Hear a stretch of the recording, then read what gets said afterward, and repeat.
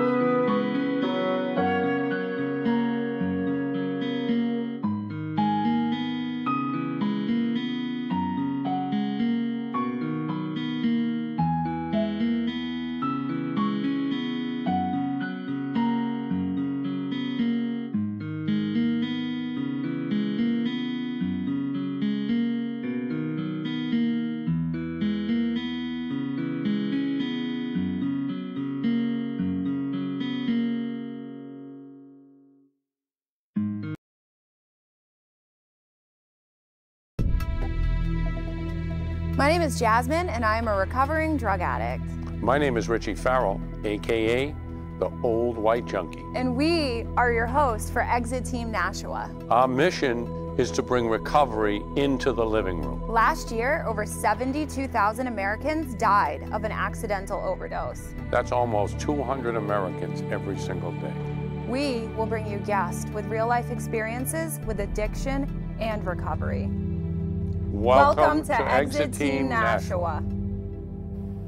Hi, welcome to Exit Team Nashua. My name is Jasmine, and I am your host. Bobby, our co-host, unfortunately can't be here with us tonight, but we're sending him lots of love. I'm really, really honored to be here, and I'm really excited for tonight's guest. So this is our guest. This is Jake. I've had the honor and privilege of knowing you for a little while now. Yeah. I think we might have been in treatment together. Absolutely, yes. So it's been 2 years, going on 2 years, 4 months now. I don't even, is that how much clean time I have? That's how much clean time we have. So I'm really excited, guys, because I've brought Jake on the show to rap for you all.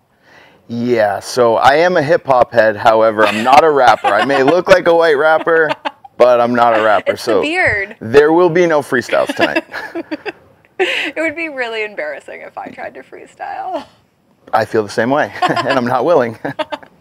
Oh, you're not willing to go to any length then? Well, willingness is funny that I brought it up. However, the rapping, I don't have any willingness for. Okay, okay. So, speaking of willingness, what is your experience with addiction? What qualifies you to be on the show?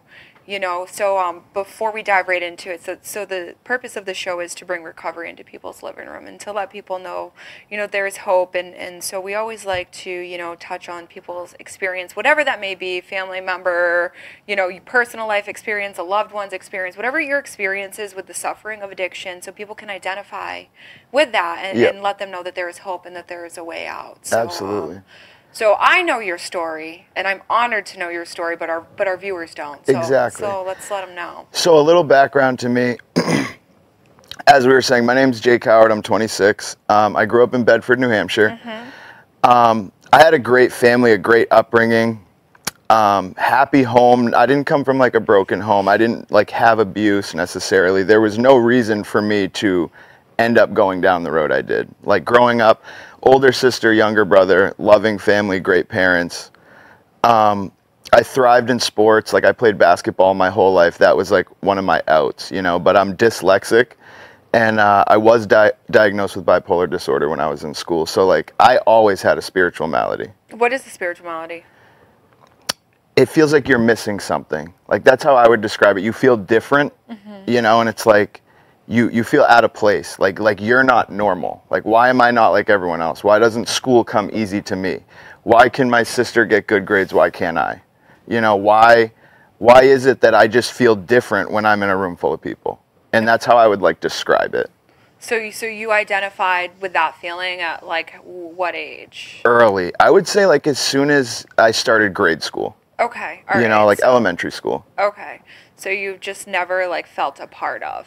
Exactly. From some of your, okay, all right. But you had like, you grew up in a home that provided everything that you would need. So there's no reason for you to feel that way. Exactly. I never wanted for anything. Okay. Like I said, I had a great family. Okay. And like sports was my outlet at a young age. You know, like I did play through high school, but like high school is where I really, like I started drinking and smoking at a very young age. Are you good at volleyball?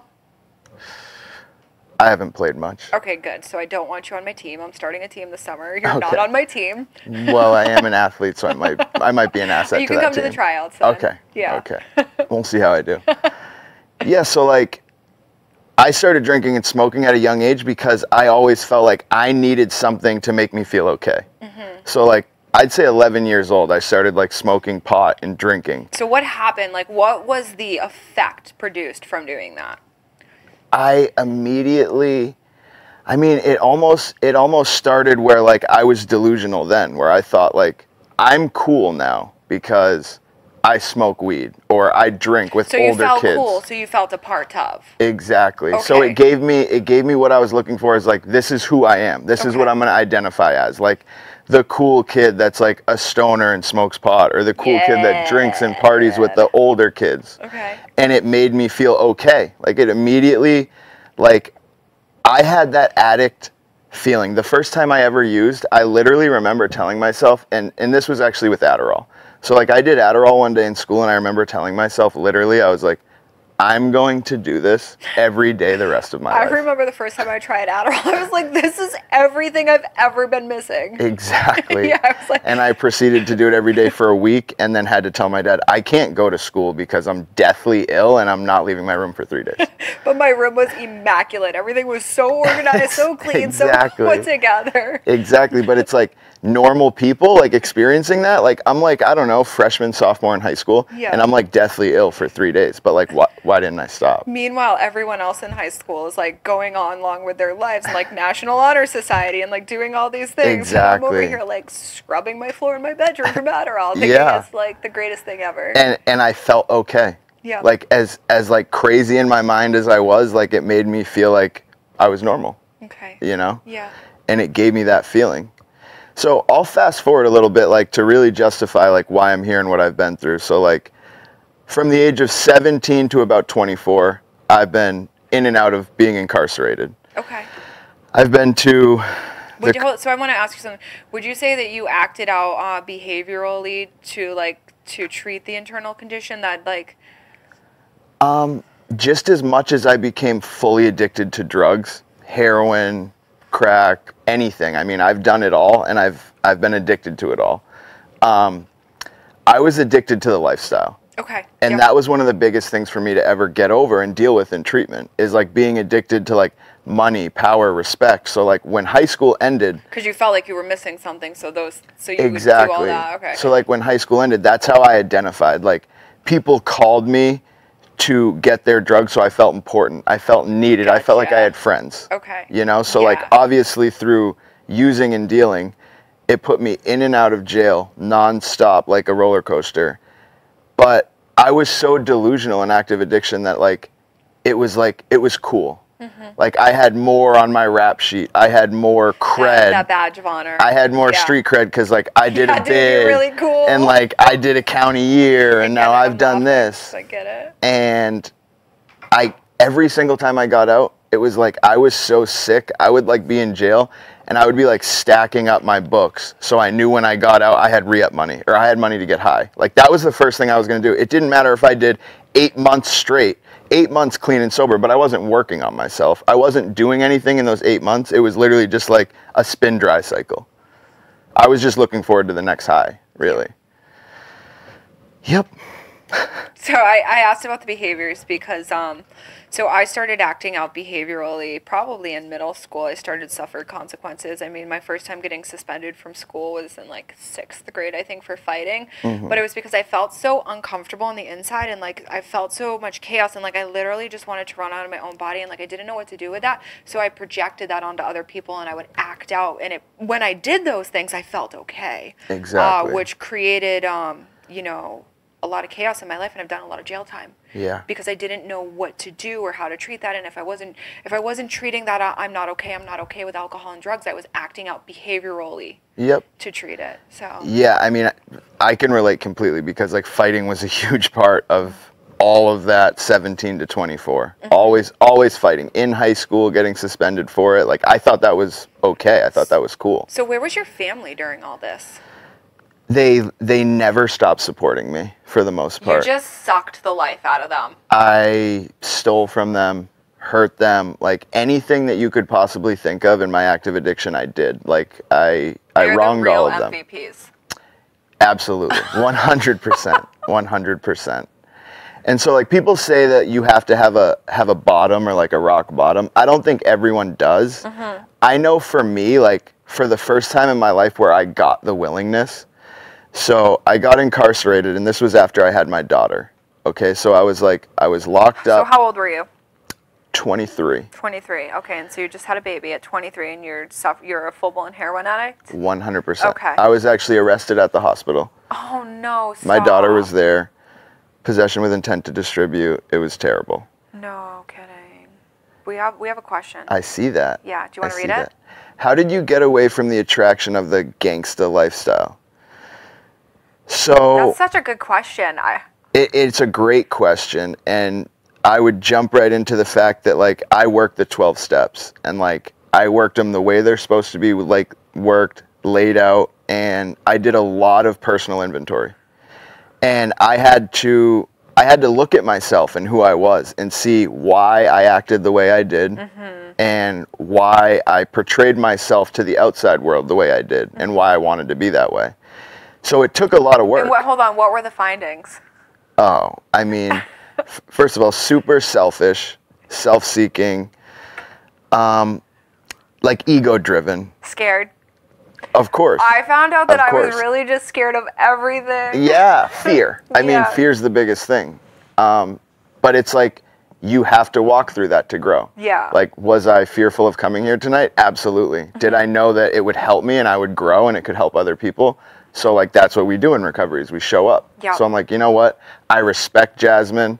I love everything she does. I've literally known her since I got sober I because, know. We were in like you treatment said, together. we were in We weren't treatment allowed to together. talk, by the way. Yeah. Exactly. But like I saw you in the hallways, and then Yeah. as soon as we left, like you went to the women's sober house. I went to the men's sober house. So it was like we kind of followed each other on the journey the whole way, and like watched each other's progress. And we're still doing that. Exactly. So like Yeah. you reached out, and I was like, I can't say no. Yeah. I don't care if it's snowing outside. I'm gonna be plowing all night. I'm working all day. I have to show up because like I'm in recovery, and that's what we do. Yeah. I appreciate that. Absolutely. I'm honored, honestly. Thank you. I appreciate it. I'm glad I'm here.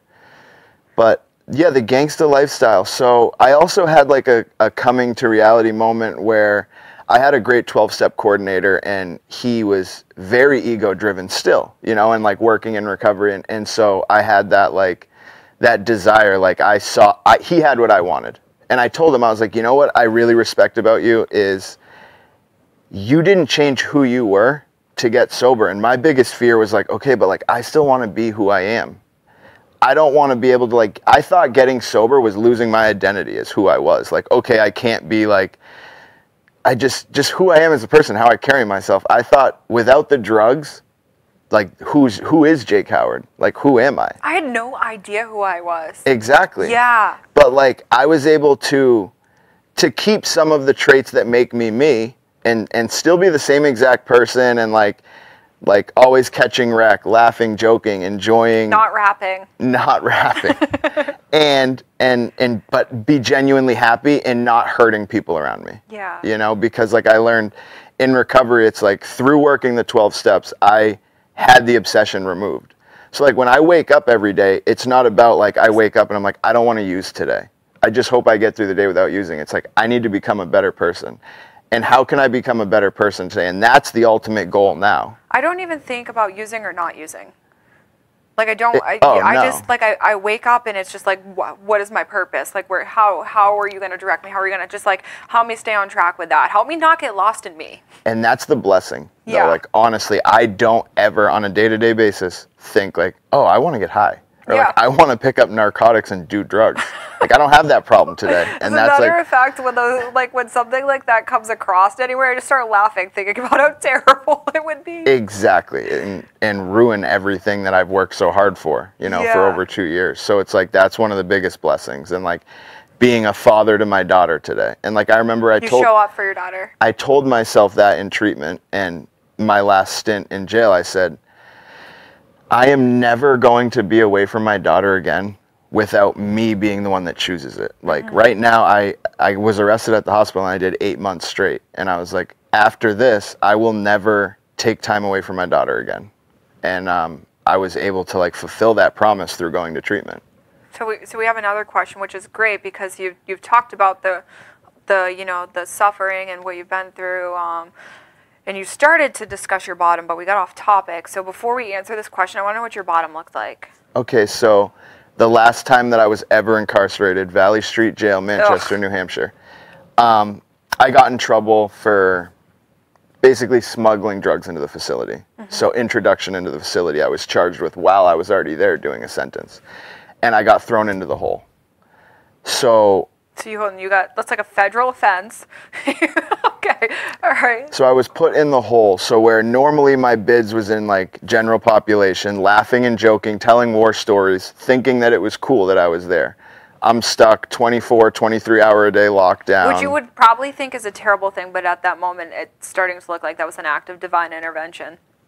It was what gave me the willingness. Is like I did 67 days like in the box. Oh my God. Like I'm talking supervised defecation, no clothes, no bunk, no mattress, like the worst of the worst, like cement block cell. And all you have is you're left with your thoughts. Like you don't have a book, you don't have like a piece of paper, a pen, you don't have anything. They don't give you a Bible? I believe if you ask for one, you can, just for religious reasons. Like that's like a rule they have to. Okay. But that didn't go through my head with where I was. Like I didn't even think that was like plausible. Yeah. So sitting in there, all I was left with was my thoughts. And I'm like going on 24 years old. No one in my family's talking to me. I have a daughter I can't see. I can't get visits. I can't get letters. And I was like, is this going to be the rest of my life? Like, am I going to be one of those dudes that's in and out of prison the rest of their life? And I know a lot of guys like that. And I know people that like were on that path and on that road. And I was like, I feel like if I don't do something right now, like this is just going to be my life. And like, I really, truly don't want that. And so from the whole, I had made a plea agreement with my lawyer and the prosecutor and everything. They said, we're either going to terminate your probation and you're going to do your 2 years probation in Concord and go to prison for 2 years, or you can go to treatment and we're going to delay all of your court cases and all of your trials. So I went to treatment, and obviously you know where I went. You went to treatment for probably like an easier way out, you thought. Oh, of course. You had no idea it was the what easy was way about out. to happen. I don't want to go to prison. Yeah. You know? Right. And I was stubborn in treatment. Like I told my 12-step coordinator and my family liaison, I said, listen, I'll do everything you tell me to do. I'll have the willingness you ask, and I'm willing to go to any reach, only to show you guys that it doesn't work. That was me, day one. I'm like, I'll do everything above and beyond. I'll go extra, just to show you that like I'm different, and nothing's gonna work for me.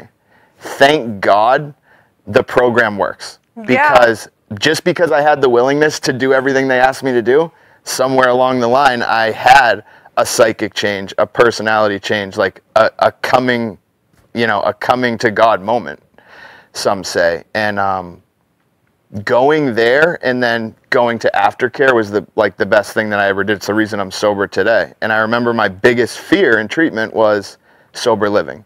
Like I always had that reservation in the back of my mind. I can go back to my baby mother's house. I know she's getting high. I know she's still doing this and that. And like, that's my safe haven. I can get out of here and go do that. I ended up getting 3 extensions because I was so scared to death to leave the mountain.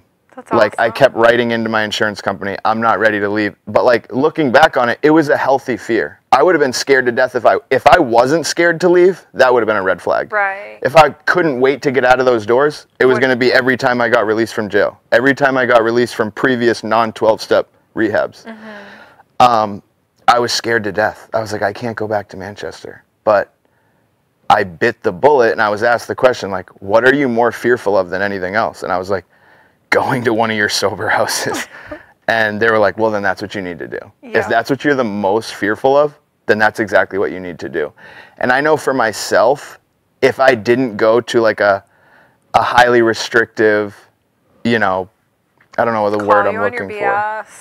Type sober house. Tell you the things that you don't want to hear, call you on your behavior. Make sure you finish your steps. Make sure you talk to your sponsor. Get a meeting signed every single day. I would have grown at rehab, but I would have lost it as soon as I left. I would have been right back. Because rehab's great, like it gets you up on your feet. Exactly. Right, but like we need to learn how to walk. You got to walk in the real world. What are you going to do with aftercare? Yeah, because if you don't walk, if your spirit's not growing, you know what I mean, then you're suffering. And how long do you suffer before you pick up? Exactly. So. Exactly. One thing I definitely want to touch on, and it kind of goes with what we're saying. So I was at that sober house for about 2.5 months. So, I'm coming right up on 4 months sober. Okay. I went through treatment. I got almost 60 days because I kept getting extensions. And then I was there for a couple of months. So I have 4 months sober, and I had just switched sober houses to a less restrictive, you can have your car, a job, a life, So at 4 months sober, my brother passed away of an overdose. And that was the worst thing that's ever happened to me in my entire life, and everyone in my family. At 2.5 years sober, I don't know how I would make it through that. And I'd say the biggest reason I was able to make it through it in the moment, in the time, I had spirituality in my life. I had God. I had prayer and meditation. I was going to meetings every day. I had a sponsor to call. But also I had a support group of guys. Like I remember every guy at the Granite House wrote me a letter. They came up to see me. They took me to a meeting. Stop. Like, I had the fellowship of guys that we'd all just graduated together. We had either read our 4 steps to each other or gotten read to. And all of my family was back in my life and supporting me, paying my rent at the sober house. You know what I mean? Making sure I was okay. So being able to be sober and be there at the service and be there at the funeral for like my mother, my father, my sister, and be present and know that they're not worrying about me. They're not going to bed at night wondering, where's Jake? Are we going to get another call that he's in jail? Are we going to get a call that he's back out on the street or he overdosed and passed away? I could never bear the thought of my parents burying both their sons. I can't even. But like that thought just weighs so heavy on my, and it just, the thought of your brother passing away weighs so heavy on my chest. So it's like the single worst thing that happened to me and my family and in my sobriety also, and now that I'm so far removed from when it actually happened, was the best thing that ever happened to my recovery. And I truly do believe with like God in my life that everything happens for a reason, because I still had reservations at 4 months sober. I didn't believe in the, I'll never smoke weed again the rest of my life. I'll never drink alcohol the rest of my life. After that happened, there was no doubt. There was no looking back. There wasn't like, oh, well, I can like have 1 foot in and 1 foot out. Like, I don't have to live by this. I don't have to finish. Like, there was no questions ever again. So as far as my recovery goes, I started sprinting for it. Like, you know what I mean? Like, I really, really went after it like my life depended on it. Because it does. Exactly. Yeah. And it made it that much more real. Yeah. You know? So yeah. it was transforming for my recovery. And that's a real life thing that a lot of people go through, in today's day and age. We've lost so many people. I know. And like us being in recovery, I think you lose more people being in recovery than you do active addiction. And it's proven itself to me in my 2+ years. You know what I mean? It's very traumatizing. It's almost numbing to this point. Like, I lost my roommate from treatment right after my brother. And like, we became brothers. We were in the same room, like read to each other every night, went through the program together. He went to a sober house in Mass. I went to a sober house in New Hampshire. And I got that call maybe 4 weeks after I just attended my brother's service. And me and some guys from Granite House and the sober house I was at had to go up to Massachusetts and go to that funeral service. And like, I remember telling myself after that, I was like, I'll never go to another one. And like, how foolish that was, because... Well, it's so traumatizing. I've stopped going and like sending my love and condolences from like not being there, because being there takes such an emotional toll. Oh, absolutely. It's hard. Yeah. There's no other way to really explain So we're almost out of time. Yep. So I want you to tell me what your life's like today, but we've got to do it like in like 3 minutes. So I'm goal oriented. Like, I set goals. I got in with a great company like early on in my recovery. Like, as soon as I hit that second sober house, I started working at Outdoor Pride, landscape and snow management. They're the biggest snow removal company in New Hampshire. It's kind of funny. In all of Active New England. addiction. I used to work for them for like going out and snow shoveling. Yeah. Really? Yeah. Wow, what a small world. Yeah. So I didn't know that. Yeah.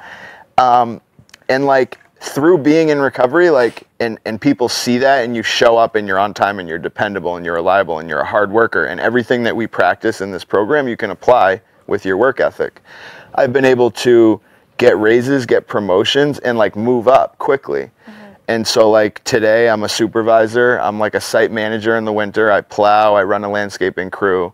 I got my license back. I cleared up all of my court cases. I have my own apartment. I have 2 vehicles. Like, my life is full. I'm a father to my kids, and I talk to my parents every day. I did have another kid. You okay? 2 kids. I all did, right. yes. So, all right. Yeah, and like, I'm there for them. Like, I'm family oriented. My sister's pregnant. I call her, ask her how she's doing. I go see her. I visit her. My like, those brother's things are having important a baby. to me. Isn't I it did see that on so Facebook, by the way. exciting? Like, your sister. I've never been more excited. Like, I feel like I'm more excited for my sister right now than I was when I was having my daughter, but I was also comatose on heroin the whole time. Right. So I'm like going through my head, like, I was like, we can get baby tutus, we can get like, I'm just like going through, I'm so excited. It's like the best thing in the world. Yeah. I'm like, yes, I'm going to have a niece or a nephew for my kids to play with. I'm having a niece. I thought I was gonna have a nephew, and so when they did the gender reveal, I was like, it's a girl. I really thought it was a boy. Yeah, they're not like revealing it. They're like, oh, we're not gonna say if it's a boy or girl. We're not gonna say the name. I'm like, that's no fun. I couldn't sit with that. Yeah, I mean, I'm gonna have to. I don't have a choice. So you're gonna have to get in with the doctor. Right? Seriously. Do you need anyone to come to your appointments? Is your man working? I'll come. I'll bring you. So your life's good. It's never been better. People, it's never been better. And you wouldn't change it. No. Recovery is the best thing I've ever done for myself or my family. So, so to someone watching, what would you say to anyone struggling, or like what advice could you give someone? If you're struggling or if you're in active addiction, reach out. There's so much help nowadays, and there's so much support. Whether this is an epidemic or not, there's as many good people fighting it as there are living it. Absolutely. So like the first thing you need to do is reach out. People genuinely care. And that's why we're here, is because we want other people to get well, and that's our main goal. So I went on a show on Monday night. It was a different show. It was actually out in Illinois, but yeah, Illinois? Yeah, so we did it through I did it through the internet. Oh, gotcha. See, I'm thinking you like traveled there. I wish. But so as soon as the show started, someone got on and messaged in and was like, I've never done this before, I need help. And I just got goosebumps, because like that's why we do this. That's and I powerful. spend a lot of my time like doing like public speaking, things like this, to like give awareness, but like never in the moment has someone actually, someone in the break text me for help too. So twice now it's happened to me, and it's like, that's why I do this, because it's not about me. Exactly. It's about what I can do and who I can help, and let people know and get resources to them, whatever resources you need. That's the main prayer, is like, let me reach someone tonight. Like if it helps one person, like before I speak at a meeting, before I came here tonight, it's like, that's the goal. It's like, I want other people to get it. My brother never had the chance. We've seen a lot of people that didn't get it. And so like, I don't wish bad on anyone today. I don't care if we were enemies in the past, we weren't friends, we are friends. Like, I want to see everyone make it. And that's like my goal, and that's why we're out here doing what we're doing. Well, I love you. I love you. It's been a great show. Thank you for having me, Jasmine. Thank you for coming on. It was awesome. Anyone struggling, find Jake on Facebook. Find me on social media, Facebook. You can always follow us on our YouTube show. You can check us out on I Am a Heroin Addict on Facebook. Just reach out to anyone, anything, anywhere. Thank you. Have a good night.